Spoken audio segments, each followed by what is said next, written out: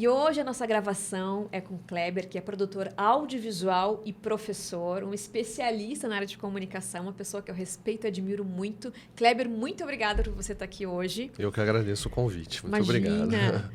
Junto com a gente para falar sobre esse mundo do audiovisual, sobre a questão de produção, de conteúdo, produção também para videocast, podcast, Sim. falar para gente. Mas, Kleber, você que tem toda essa expertise, como é que foi essa tua trajetória dentro do mercado audiovisual? Tá. Eu me formei em publicidade, né? O meu objetivo sempre foi trabalhar com audiovisual. Eu até queria ter feito uma faculdade, né, de audiovisual e acabou não dando, porque era a época do Collor, né? Então tinha acabado com a Embrafilme, acabado com a indústria e tal. E aí fui fazer publicidade, o que foi muito legal. Me dá uma visão comercial, me dá uma visão, né, digamos, mais profissional para aquilo que eu quero fazer, né? Sim. E anos mais tarde eu fui trabalhar numa associação cultural, que foi o Vídeo Brasil, que foi assim, uma experiência tremenda, né? Onde eu tive a oportunidade de conhecer, né, a parte de produção, não só, digamos, de um vídeo, mas também uma coisa mais artística, experimental, né? E aí depois fui trabalhando no mercado, né? Aí trabalhei em agência, trabalhei em produtoras e me especializei em trabalhar no mercado mais corporativo, né? Então, fazendo vídeos para as empresas, mas dentro das empresas, né? Sim. O que era muito legal, porque se a gente parar para pensar, antes era muito caro, muito difícil fazer, né? Ter uma estrutura e tudo. E isso foi cada vez mais barateando. Tanto é que hoje, né, às vezes quando eu presto serviço para alguma agência ou quando a gente tem ali uma parceria, a gente consegue resolver, né, problemas que antes eram muito mais, nossa, para alugar uma câmera, para trazer uma câmera. Hoje é muito mais dinâmico, né, dá uma oportunidade muito interessante para o mercado. Né? Sim, a gente tem mais opções, mais leques de olhares, linguagem também. Também, né? Se a gente pensar que antes era uma linguagem publicitária, televisiva, né? Talvez da mesma forma, hoje a gente pensa num conteúdo muito mais interessante, né? Aí se a gente pensar, acho que tem dois fatores aí. Tem a questão do storytelling, né? De pensar numa trajetória, numa narrativa interessante que vai trazer para um cliente ou para aquele objetivo que a empresa quer. E a outra é a questão do conteúdo, né? Ou seja, do branded content. Como é que eu consigo aliar o meu conteúdo a uma marca? Como é que eu consigo aliar a minha marca a um conteúdo, né? Isso, acho que está direcionando todo o mercado, né? Exato. Acho que a gente já conversou bastante, né? E a gente sabe, por exemplo, no mercado televisivo, quando você tem hoje um Big Brother, que né, um dos programas que mais paga em termos de publicidade, não é aquela publicidade de 30 segundos, né? Isso aí é dinheiro menor, né? Como é que está inserido o conteúdo lá dentro. Então, a gente brinca ali, uma prova do líder, né? Como é que eu vou pensar a marca ali dentro? Conteúdo. Né? Então, eles ficam pensando, poxa, vamos fazer de um modo interessante, que o público fique engajado, que o público... Nossa, essa prova foi muito legal, né? Então, algumas marcas ali, nossa, que interessante que essa marca está associada a esse conteúdo. Eu acho que isso está direcionando todo o mercado, né? E se a gente pensar podcast, videocast, também tem essa questão, né? Isso é importante que você disse, justamente a questão de como é que eu coloco a marca, o trabalho, a marca do cliente dentro de um conteúdo audiovisual, que é isso exatamente a gente vai entrar, né? Falando de podcast, de videocast. E hoje, cada vez mais as empresas estão adotando esses produtos, digamos, ou formas, ou ferramentas audiovisuais, digamos assim, para trabalhar esse daí o employer branding, que é essa questão, né, do engajamento das pessoas dentro das empresas, e justamente isso, criando narrativas, sabe, que aproximem das pessoas, para divulgar internamente seu produto, externamente também, porque muitos criaram algumas plataformas também, site, enfim, de como é que eu vou conseguir, sabe, comunicar com o meu público, que cada vez está sendo, o público-alvo está mudando. E dentro disso, assim, o que você acredita? Você acredita que seja uma boa ferramenta, videocast ou podcast, das empresas? Sim. É uma estratégia efetiva, Kleber? Muito, muito efetiva, né? Eu vou, assim, falar de 2 cases que eu acho muito legal, né? Que é uma empresa que tinha a questão de manuais escritos, né? Então, ali de procedimentos. Então, você imagina numa indústria de alimentos, por exemplo, para uma pessoa chegar e passar para um determinado setor, que ela tem que colocar aquela vestimenta, tem que colocar touca, Sim. né? Tem todo um cuidado para que não inviabilize uma produção, né? Porque um pelinho ali que é solto, né? Pode causar um problema enorme. Então, hoje, esses manuais eles estão se transformando em vídeos. É muito mais efetivo, né? O funcionário, a pessoa que está sendo treinada ver aquele vídeo e o engajamento é muito maior, né? Então, eu tive a oportunidade de fazer isso. Legal. Olha, chegavam, entregavam para a gente alguns manuais, falavam, tá aí esse manual, se virem, né? Ou seja, a gente quer X roteiros, sabe? 10 vídeos e a gente tinha que se debruçar e pensar ali em histórias, né? Para poder contar e treinar essas pessoas. Então, acho que isso é uma ferramenta muito efetiva. Então, se a gente pensar que hoje a gente tem a oportunidade da empresa criar um videocast, né? Da empresa criar um podcast. E aí o funcionário ia ouvindo, ia se engajando, né? Até no momento de lazer ali. Sim. Poxa, eu acho que esse é a ferramenta ideal, né? Para ter alguns resultados interessantes diante daquele objetivo que a empresa quer. Né? E é o legal que o audiovisual realmente conseguiu abrir esse leque, ou as pessoas se apropriarem também do mercado audiovisual para usarem nessas estratégias de comunicação.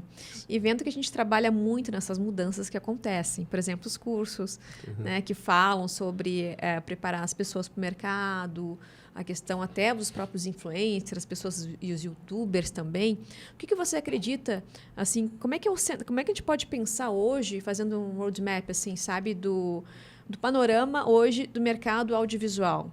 Você acredita que a gente está passando aí a questão da televisão, a questão, por exemplo, das redes sociais, isso acaba impactando numa forma de linguagem? Será que daqui a pouco, enfim, vai mudar a forma de fazer produção? O que vai ficar, Kleber, será, disso tudo? Olha, eu acho que a televisão, ela sempre foi o meio mais importante, né? Sim. Ficou aí dominando por quase 60 anos, né?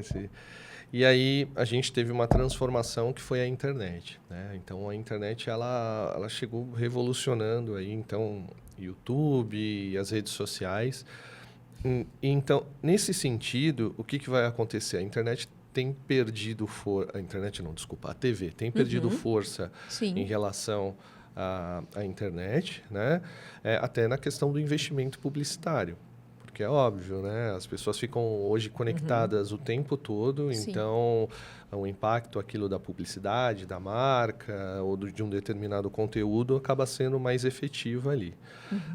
A televisão, então, teve que repensar, né? Como é que eu vou criar esses conteúdos?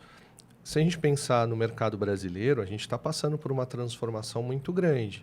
Tanto é que vários apresentadores, vários programas, eles estão perdendo aquela hegemonia e estão repensando como é que a gente vai né, chegar mais próximo do meu espectador. Né? Acho que recentemente a gente teve a questão do Rodrigo Faro, né, que era o último grande expoente né, dessa nova geração. E que a gente foi surpreendido, né? Que talvez aí saia nos próximos anos. Poxa, é uma mudança de panorama. Né? Isso tem acontecido, por exemplo, com a novela. Se a gente pegar... Poxa, a novela sempre foi um mercado muito efetivo, muito claro, muito duradouro ali, né? Da publicidade, da relação do espectador com aquele conteúdo. E, de repente, a gente vê a Globo apostando em novos caminhos ali, né? Na Globoplay, né, no caminho do streaming, tudo. Então, se a gente pensar que isso é uma clara mudança e uma clara influência das redes sociais, da maneira como nós espectadores e consumidores, nos relacionamos com essas mídias. Com a televisão, com a internet, nos mais diversos dispositivos, né? Então, eu tenho absoluta certeza que daqui a alguns anos, quando a gente olhar para a televisão de 2023 ou da década de 2000, a gente vai falar, nossa, que transformação. Porque já é uma grande transformação, né? Se a gente pensar o que era a televisão há 10, 15 anos, uma revolução assim enorme que talvez não tenha acontecido nos 50 anos anteriores. Exatamente. Né? Exatamente. E isso tem muito a ver com essa questão de como a gente está consumindo os conteúdos.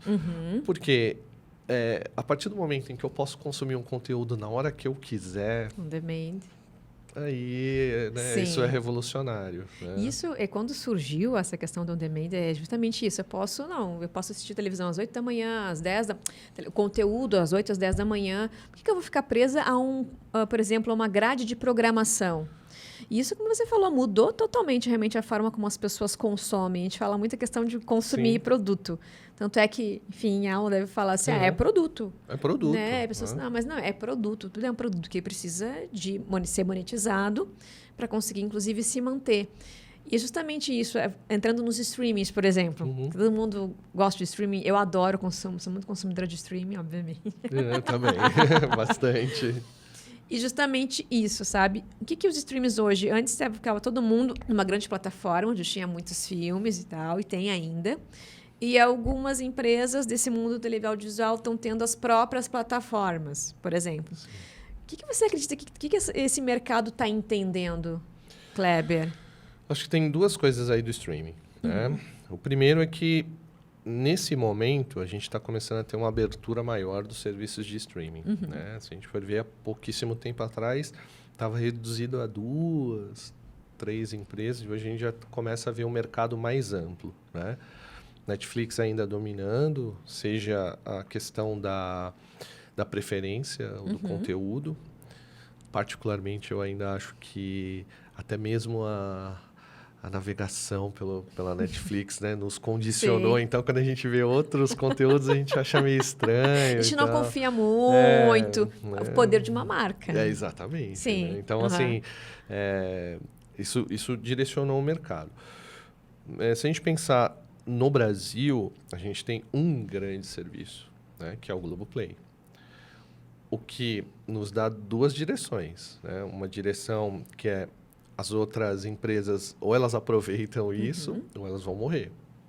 Né? Então, eu sempre coloco, poxa, eu acho muito legal que tenha Globoplay, mas eu gostaria muito que tivesse a Record Play, né? Tem a Rec Plus, né? Mas ainda é um tanto quanto está iniciando. Eu espero que os outros grandes grupos de comunicação também, né, tenham essa oportunidade de criar o seu serviço de streaming e brigar com as plataformas, né, estrangeiras.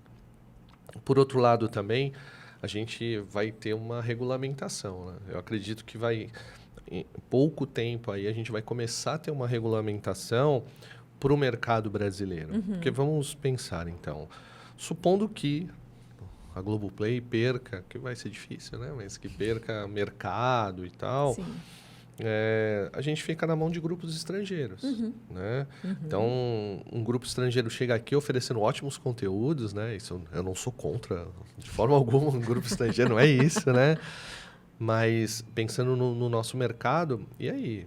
Quer dizer que a gente vai só consumir coisas feitas lá fora e a gente não vai produzir nada aqui dentro. Então, a gente precisa repensar isso, né? Opa, peraí, ok, Netflix, legal, mas o que você está apoiando? Uma série, uma novela, né? Que parece que é o que eles estão apostando. Sim, bastante. E aí, todas as outras, né? Amazon, Disney. Imagina, eu estava até aí fazendo um exercício de futurologia, né? Imagina a Disney fazendo alguma coisa do folclore brasileiro. Poxa, ia ser muito legal. Sensacional. Ia ser muito legal, assim, que ter a marca isso. Disney, ter ali, né, com folclore. Mas, enfim, eu acho que esse vai ser uma próxima etapa, né, nesse mercado. Sim, também. Né? E a gente não pode deixar, né, de ressaltar, Michele, que quando a gente vê a Globo que é a maior empresa de comunicação, sem dúvida, aqui no Brasil, com todos os seus defeitos e também com todas as suas vantagens, né? E aí, ele cada vez mais apostando no Globoplay, né? Eu acho assim uma estratégia... Eu admiro muito, no sentido... Pensando quando era um consumidor da televisão estática ali... Quando a Globo chega e passa os 2 capítulos de uma série, né? Segunda e terça, e aí depois o restante fala, se você quiser, vai lá no Globoplay e fala, caramba. Mas não funil. Mas assim, isso vendas. Nunca, a gente, novamente, né? Pensando que isso há 10 anos a gente nunca pensaria. Exatamente. Né? A gente pensaria talvez o inverso. Ele passa ali, depois a gente consome no mesmo horário, né? Segunda-feira à noite, eu vou ver essa série. E a gente está vendo essa revolução, né? Que é o que está acontecendo. Eu me lembro que isso, só a título de curiosidade, começa com Lost, né? Lost é a série maravilhoso. Gente, eu adorava Lost. Quando Lost foi lançado em 2004, lá para o ano de 2006, começou a se falar que era o fim da TV, né? E eu lembro quando a ABC chega para o mercado e aí fala, eu vou passar no meu horário, se eu não me engano era segunda ou terça-feira, e depois eu disponibilizo em alta qualidade no meu site. As pessoas, como assim? Você está acabando com a TV. E não acabou, né? Se complementaram, mas essa foi uma coisa assim que o mercado não estava acostumado. E aí a gente vê hoje isso é uma coisa banal. Todo mundo faz isso. Sim. Né? E naquele momento foi, meu Deus, o que eles estão fazendo? Eles vão acabar com a TV, né? Eles estão acabando com o grande produto deles. Sim. Bom, não acabou nem a TV, né? Nem a internet, obviamente. Os dois estão aí muito fortes, né? E caminhando junto. Agora, essa é a estratégia, né? Acho que pensar que vai ter só um conteúdo não vai dar mais, né? Eu vou ter que pensar, vou fazer aqui, vou fazer para o streaming, vou fazer para as redes sociais e por aí vai. E o interessante é que tanto esse produto é cada vez mais trabalhado de uma forma cross-mídia. Sim. E transmídia também. Bom, o grande sucesso de transmídia foi, por exemplo, eu assistia muito Game of Thrones. Sim. Ele já nasceu dessa forma, né? E também cross-mídia, como você está dizendo. Não existe mais só uma plataforma, tem várias plataformas para a gente conseguir comunicar esse produto. Então, é isso que a Globo está fazendo, que é o que você disse. E realmente parece que aquelas grandes empresas estão demorando um pouco, acho que entendendo como é que está funcionando, para conseguir ir para frente, né? Eu só acho que a gente tem percebido, isso não só no mercado audiovisual, mas no mercado em geral, que essa curva de aprendizagem, né, ela está cada vez menor, né? Então, antes a gente esperava ali uns 10 anos, e vamos entender o que está acontecendo no mercado, e aí eu vou me adaptando, e ok, agora eu estou dentro desse mercado. Hoje já não dá mais, né? Então, eu não vou me surpreender se daqui a alguns anos a gente pegar algumas empresas tradicionais da comunicação brasileira e falar, não existe mais, né? Por quê? Porque não se adaptaram, né? Vamos pegar, por exemplo, a entrada da Globo na internet. A gente tem 96 ali, quando o UOL, né, explode, demorou quase 5 anos para argumentar. Hoje, a gente não... Como assim? 5 anos? Né? Vamos ver e tal. E aí eles lançam lá o portal da Globo. É praticamente impossível isso acontecer no mercado de hoje. Né? Esses 5 anos já estaria ultrapassado. Eu, particularmente, acho que eles demoraram muito para pôr o Globoplay. Né? Eu acho que demorou demais ali para... Né? Mas também, né?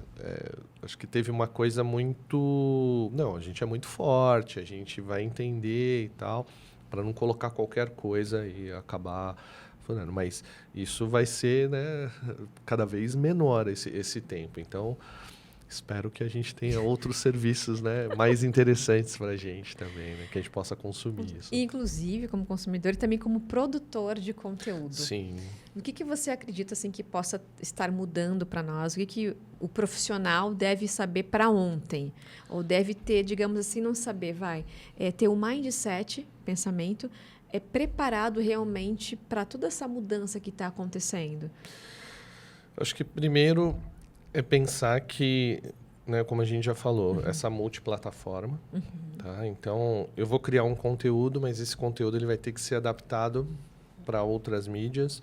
Talvez não para uma única, digo, não aquele mesmo conteúdo, mas, poxa, o que eu posso aproveitar? Então, o que eu posso, a partir do momento que eu criar esse conteúdo, o que eu vou extrair para as redes sociais, o que eu vou jogar para o meu canal do YouTube, o que eu vou jogar e brincar com a TV, fazer um podcast, enfim, né? Criar ali algo nesse sentido.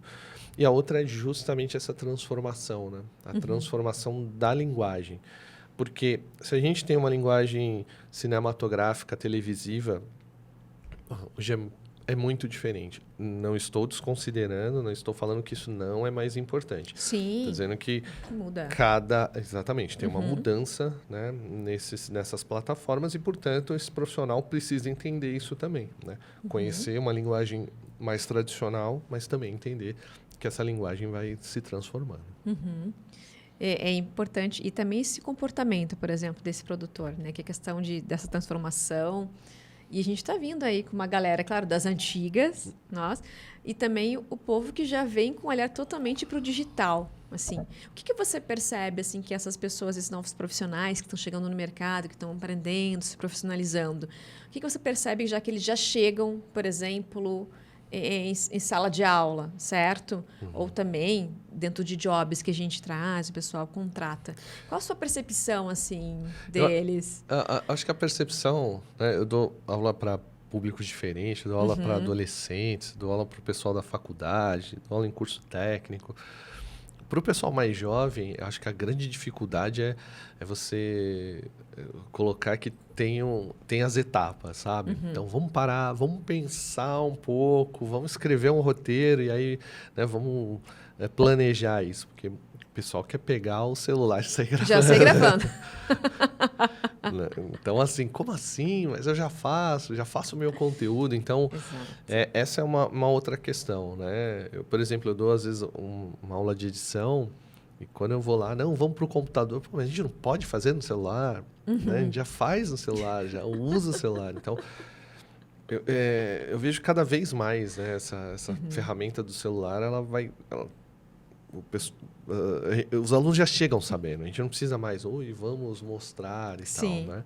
O que a gente vai acho que vai complementando esse conhecimento que vem prévio, né? Sim, essa experiência deles com essa facilidade, com os meios digitais. Exatamente. Isso que você falou, claro, é legal essa facilidade, esse olhar e também o que eles precisam, acredito, é essa outra parte. Não, é o seguinte, existe a palavra estratégia de planejamento. Exatamente. Existe um roteiro para aquilo. Porque muitos pensam assim, você chega lá, você grava, com tal. Não, para a pessoa chegar, agir de uma forma desinibida, articulada e brincando, tem toda uma linguagem, uma narrativa, usa muitas vezes um storytelling, sabe? Usa um roteiro. E é justamente isso aí. Tem dificuldade, às vezes, a pressa, ansiedade, eu acho que eu vejo o pessoal muito ansioso. Muito ansioso. Para criar conteúdo, para fazer as coisas muito rápido, né? E o que a gente percebe, a gente sabe disso, é que quando vai criar um canal no YouTube, vai criar um podcast, nada nasce, né, eu começo a fazer hoje, amanhã já ponho no ar, né? Seja então relacionado a uma empresa, isso você tem que realmente pensar, estudar, analisar. Tudo bem, não precisa ficar anos ali em cima, mas também, não, vamos fazer o conteúdo e amanhã está no ar, tem alguma coisa errada aí. Óbvio que tem alguns conteúdos que a gente vai precisar fazer por uma questão de imediatismo, né?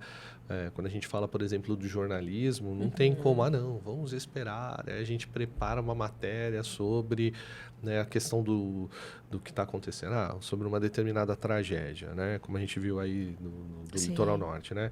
Ok, já passou, né? Então, se a gente vai falar disso, vai refletir ou propor soluções, tem que ser nesse momento. Legal. Agora, acho que outras coisas tem que ter um planejamento. Acho que essa é a questão, né? Tem que ter um planejamento. E aí esse pessoal chega já achando, já vamos fazer. Não, peraí. O que a gente vai fazer? Né? Qual é o conteúdo que você quer colocar? E voltando no início da nossa conversa, qual é a história, qual é a narrativa, né, que você vai pôr no seu vídeo? Então, Acho que essa é a minha dificuldade hoje, né? Pensando em produção. Trazer o pessoal a baixar essa ansiedade, essa adrenalina e falar, peraí, tudo bem, entendi, vocês têm Claro, a sim. técnica e tal, mas vamos direcionar tudo isso para um objetivo. Aí começam as dificuldades, né? Ah, mas é assim, né? Como assim eu preciso pensar num objetivo? Não é só fazer o conteúdo, vou lá, gravo e coloco. Não, né? Tem que pensar qual é o impacto que isso vai ter, Exatamente. o que de repente vai ter do Sim. engajamento, o que pode gerar de conteúdo para outras, né, plataformas. Então, a gente já, né, uma coisa um pouco mais ampla. Tentar acomodar um pouco, azeitar, né, como a gente Exatamente. fala. Porque senão, hoje a gente consome muito conteúdo e consumir mais do mesmo não é interessante. Né? Acho que todos nós, quando a gente vai procurar um determinado conteúdo, a gente já chega, olha, eu quero algo diferente. Eu vou entrar num canal, eu vou seguir aquele influencer de qualquer ramo, é porque está me trazendo algo diferente. Né? Então, esse algo diferente é o grande X da questão. Né? Como é que a gente vai encontrar esse objetivo? E, Kleber, é ótimo, o tempo já está acabando. Em produção, assim, é legal porque o assunto, quando é um assunto bom, o assunto é fluido, sabe? A hora ela passa muito rápido. Sim. E no que você diz, assim, por exemplo, para os produtores de conteúdo que estão chegando, tá? Hoje, que estão, isso que as pessoas, ou até para quem já está no mercado também há muito tempo, entender o que está acontecendo hoje. Qual a dica de ouro, assim, que você dá? Tenha muita referência. 2 dicas. Tenha muita referência e não desconsidere o mercado, né? Eu acho que o mercado, ele acolhe muito rápido, Exato. mas também ele descarta muito rápido. Então, acho que todos nós hoje, como consumidores, a gente não tolera mais erros. Né? Então, precisa entender, né, exatamente o que você quer para não cometer esses erros que, às vezes, né? É um erro e não vai ter mais outra oportunidade. Maravilhoso, muito obrigada. Obrigado a você, obrigado novamente pelo convite. Imagina, maravilhoso, conteúdo excelente, aprendi muito, aprendo sempre com você. Gente, então fiquem ligados aqui no canal, ative lá o sininho para receber novos conteúdos e tenham uma ótima experiência. Um beijo!